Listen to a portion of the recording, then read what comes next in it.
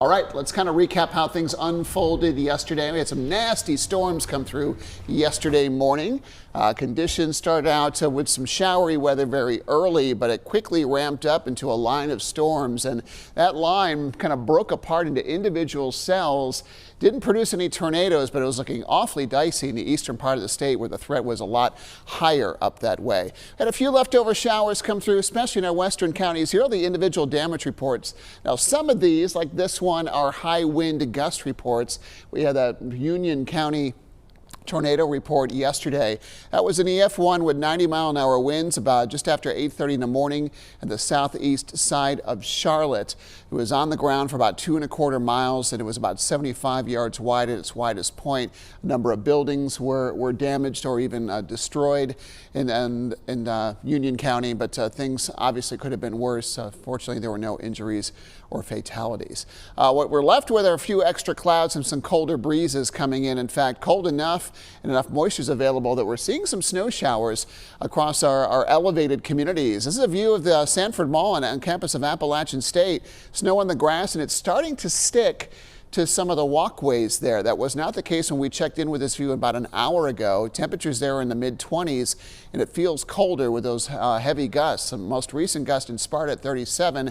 I've seen that number as high as 41 in Ashe County Airport near West Jefferson. A high wind warning in place for many of our mountain spots through this evening, with a wind advisory in place for Wilkes, Surrey, Patrick County until 4 o'clock tomorrow morning. And the mountains could see gusts over 50 miles per hour, maxing out around 60.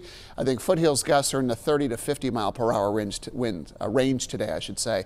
Temperatures in the mid-20s, as I mentioned, farther west, upper 30s and to near 40 in the Triad. Winds are still pretty brisk. And with temperatures down near freezing, you're talking about gusts on near 30 miles per hour.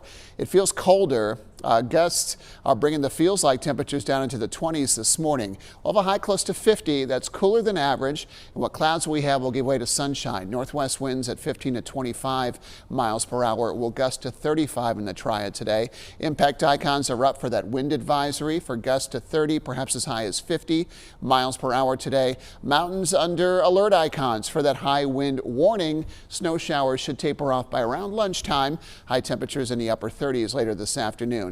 Look at the gusts in the hour-by-hour forecast for today. Again, high wind gusts will be persistent. They'll pick up with the rising sun today. They quiet down a bit more this evening, but we'll have breezy weather returning for your Friday. Just the gusts won't be as strong. Should max out around 20, maybe 25 miles per hour. And then we'll have windier weather returning for Saturday. So wind is a big part of your forecast getting us into the weekend. Different directions, though. We have that remnants of that storm system still bringing snow to the Great Lakes. Our next weather maker is still on the west coast. These two fronts will bring us a small rain chance late Saturday and then another one come Sunday. But across the country, this is going to pack a punch, especially across the Rockies and into the deep south over the next couple of days. Our temps are big time up and down the next few days.